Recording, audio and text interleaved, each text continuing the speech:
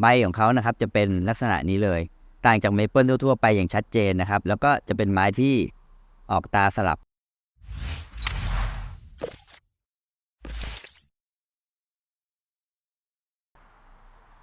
สวัสดีครับพบกับบอนไซสเตชันครับวันนี้ผมจะมาแนะนำต้นเมเปิลหอมครับต้นเมเปิลหอมเคยเป็นต้นไม้ที่ได้รับความนิยมในการทำบอนไซในบ้านเรามาระยะหนึ่งครับช่วงนี้เมเปิลหอมได้หายไปจากวงการหรือในท้องตลาดนะครับไม่ค่อยมองเห็นในท้องตลาดหรือในงานประกวดเลยนะครับรูปร่างลักษณะของต้นเมเปิลหอมเป็นอย่างไรติดตามมาครับลักษณะใบของเมเปิลหอมนะครับบางครั้งเราจะเรียกกันว่าเมเปิลไต้หวันนะครับที่เรียกกันว่าเมเปิลหอมเพราะว่าใบของเขาเนี่ย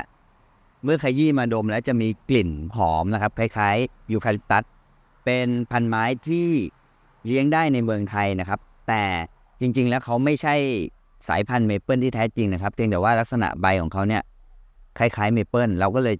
เรียกกันว่าเมเปิลนะครับแล้วใบมีกลิ่นหอมก็เลยเรียกเมเปิลหอมนะครับลักษณะใบเขาก็จะคล้ายเมเปิลเลยมีลักษณะ5แฉกนะครับบางครั้งแตกออกมาใหม่ๆยังไม่ค่อยสมบูรณ์เขาก็จะแตกมา3แฉกนะครับซึ่งคล้ายๆเมเปิลของญี่ปุ่นนะฮะก็เมื่อสมบูรณ์ดีเขาจะได้5แฉกใบอาจจะใหญ่กว่านี้นะครับแต่เมื่อเลี้ยงเป็นบอนไซเราลิดใบบ่อยๆนะครับใบก็จะได้เล็กกว่านี้นะครั้งหนึ่งเมเปิลหอมในบ้านเราเนี่ยได้ถูกนำมาทำเป็นบอนไซกันเป็นที่นิยมแพร่หลายนะครับแล้วก็นำไปเป็นกิ่งตอนลงดินหรือขุดนะฮะที่ขุดเดิมนั้นขุดมาจากทางเมืองกาญนะครับที่มาจากทางฝรั่งที่มาทำเหมืองที่เมืองกาญทางปีล็อกเอาพันธุ์มาปลูกนะครับแล้วก็ได้เป็นต้นแล้วก็ขยายพันธุ์เป็นป่าเลยนะครับแล้วก็คุณเรวัตนะครับวงเกษมเป็นผู้ไปขุดนำมาทำบอนไซแล้วก็นำพันธุ์มาขยายเลี้ยงกันเป็นที่แพร่หลายอยู่พักหนึ่งนะครับในการทำบอนไซเมื่อสักประมาณ20 ปีที่แล้วนะฮะปัจจุบันไม่ค่อยได้ค้นพบในบ้านเรานะครับแต่สายพันธุ์ยังมีอยู่นะครับสายพันธุ์บางท่านยังมีกิ่งตอนอยู่หรืออาจเจอในร้านไม้ประดับนะครับซึ่งผมเคยเจอทางร้านไม้ประดับทางภาคเหนือนะครับก็ยังทำเมเปิลหอมแต่เขาทำมา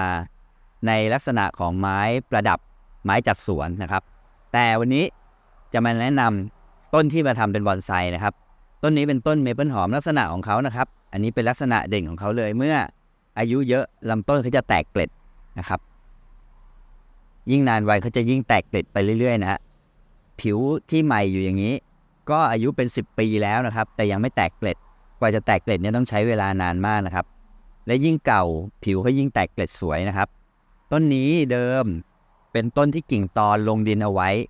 เป็น10 ปีแล้วนะครับแล้วก็ขุดขึ้นมาทำบอนไซนะฮะลักษณะการ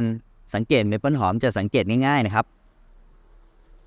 ใบของเขานะครับจะเป็นลักษณะนี้เลยต่างจากเมเปิลทั่วๆไปอย่างชัดเจนนะครับแล้วก็จะเป็นไม้ที่ออกตาสลับนะครับตาสลับเมื่อเลี้ยงใหม่ๆการเจริญเติบโตจะเติบโตเร็วมากแตกรากฝอยได้เร็วนะครับเพราะฉะนั้นกิ่งของเขาจะโตเร็วนะฮะกิ่งเขาก็โตเร็วแล้วก็ง่ายต่อการดัดเข้าลวดนะครับกิ่งเหนียวพอสมควรครับบางครั้งถ้ามีข้อยืดเราอาจตัดทดข้อนะครับแล้วก็เลี้ยงกิ่งใหม่ข้อที่แตกก็จะกระชับลงนะครับวัสดุปลูกของเมเปิลหอมทั่วๆไปนี่ตัวผมเองเนี่ยผมใช้ใบก้ามปูสูตร2นะครับอยู่ด้านล่างนะฮะสูตร2จะผสมหินภูเขาไฟแล้วผมโรยหน้าด้วยสูตร1เอาไว้นะครับอันนี้ปลูกได้ดีนะครับเขาจะเติบโตได้ในดินหรือภูมิอากาศบ้านเราเลยนะฮะต้นนี้เป็นต้นบางท่านอาจจะเรียกกลุ่มกอครับบางท่านอาจจะเรียกเป็นไม้ทรงต้นที่เกิดขึ้นหลายลำนะครับอันนี้ก็อยู่ที่เราจะตีความเพราะมันก็ขึ้นจากโคนเหมือนกันนะครับจะเป็นไม้กลุ่มกอนะฮะในความรู้สึกของผมครับพอขึ้นจากโคนแล้วมาแยกนะครับยังไม่มีลำต้นที่ชัดเจนนะฮะผมก็จะตีความว่าเป็นกลุ่มกอซึ่งวิธีการทำเนี่ยเหมือนเดิมนะครับต้นนี้เป็นไม้ที่ขุดนะฮะลงดินไว้เป็น10 ปีแล้วก็ขุดขึ้นมาทำนะครับเดิมโครงสร้างจะอยู่ประมาณตรงนี้นะครับโครงสร้างก็จะเป็นไม้5 ลำนะฮะเดิมมี3 ลำต้นชุดหลังแตกมาใหม่ก็เลี้ยงให้ได้ ขนาดพอสมควรแล้วก็ตัดทดนะครับก็ใช้หลักการ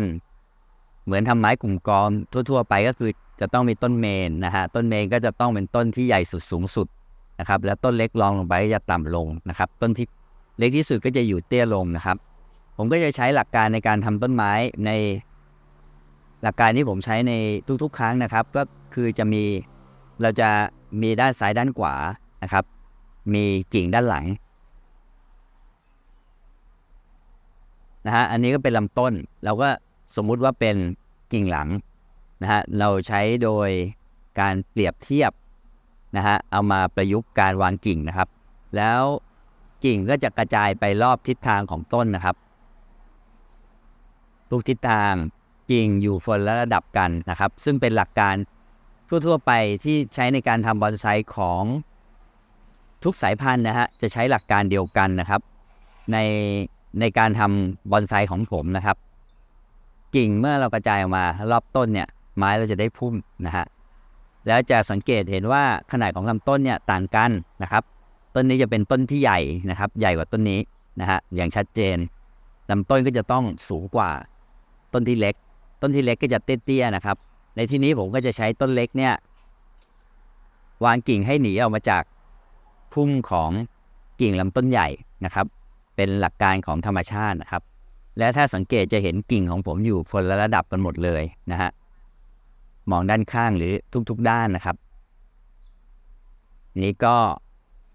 เป็นหลักการทำต้นไม้ด้วยนะครับเป็นหลักการทำแล้วก็แนะนำให้รู้จักต้นเมเปิลหอมเมื่อเราลิดไมค์หมดผมจะลิดไมค์ในช่วงที่เราจะทำรายละเอียดกิ่งนะครับก็อันนี้ยังไม่ได้ทำนะครับในกิ่งแต่ละกิ่งเนี่ยผมก็จะเลี้ยงมาตามปกติเหมือนต้นไม้ทั่วๆไปนะครับก็แยกกิ่งซ้ายขวากิ่งเมนกิ่งย่อยนะครับมีการทดข้อทดกิ่งเหมือนกับการทำไม้ทุกชนิดนะครับเมื่อเลี้ยงไปเนี่ยสร้างจบไปแล้วหรือช่วงที่เราสร้างเนี่ยใบเขาจะค่อยๆเล็กลงนะครับด้วยการตัดแต่งด้วยขนาดของกระถางที่มีย่อขนาดกระถางที่เล็กลงนะครับต้นนี้เดิมผมอยู่ในกระถางใหญ่นะครับกระถางใหญ่กว่านี้เขาเรียกคนเล่นก็จะเรียกกันกระถางหมักนะครับกระถางหมักก็จะใหญ่กว่านี้ประมาณรวมๆเมตรนะฮะ8-90 เซนนะครับแล้วพอไม้ได้กิ่งได้กิ่งเมนมาแล้วกิ่งย่อยมาแล้วผมก็จะนำมาลงกระถางบอนไซเลยแล้วผมจะเลี้ยงรายละเอียดกิ่งในกระถางบอนไซจริงเลยเพราะว่าจะได้ข้อตาที่ถี่ลงนะฮะจากเดิมเนี่ยไม้เขาจะเติบโตเร็วแล้วก็ข้อตาเขาจะยืดนะครับข้อตาหมายถึงระยะตรงนี้นะครับเมื่อเราเลี้ยงในกระถางใหญ่เนี่ยข้อเขาจะยืดยาวมากเลยนะครับแต่เมื่อเรามาเลี้ยงในกระถางเล็กลงนะฮะข้อตาก็จะถี่ลงนะครับอันนี้จะเห็นว่าตรงปลายเนี่ยข้อตาก็จะถี่ลงแล้วครับซึ่งข้อตาถี่เนี่ยเราก็จะทำรายละเอียดได้ง่ายและพุ่มไม้มันจะอยู่ในจังหวะที่เหมาะสมนะครับพุ่มข้อไม่ยืดเกินไปนะครับอันนี้ก็คือการเลี้ยงต้นเมเปิลหอมซึ่งพอหาได้ตามร้านพันไม้ทั่วไปนะครับเมื่อ 2-3 ปีก่อนผมเห็นอยู่ในสวนจตุจักรนะครับมาขายเป็นไม้ประดับ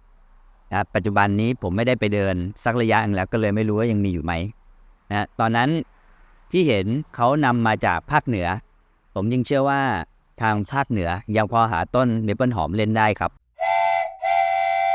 นี่ก็เป็นต้นเมเปิลหอมนะครับที่วันนี้ผมมาแนะนำให้รู้จักอีก1 พันธุ์ซึ่งพันธุ์ไม้ในการทำบอนไซบ้านเราเนี่ยมีอยู่หลายชนิดนะครับเพียงแต่ว่าบางครั้งเรามองข้ามหรือเราไม่ได้นำมาทำเป็นบอนไซเพื่อนๆที่เจอต้นเมเปิลหอมในร้านไม้ประดับทั่วๆไปค่อนข้างจะเจอยากนะครับแต่ถ้าเราเจอแล้วสามารถนำต้นมาลงดินเลี้ยงให้ใหญ่ทำเป็นกิ่งตอนได้ขยายพันธุ์ลงดินเอาไว้นะครับหรือเจอแล้วต้นใหญ่แล้วก็สามารถตัดนำมาทำบอนไซได้ซึ่งเป็นพันธุ์ไม้อีกชนิดหนึ่งที่น่าเลี้ยงนะครับท้ายคลิปครับ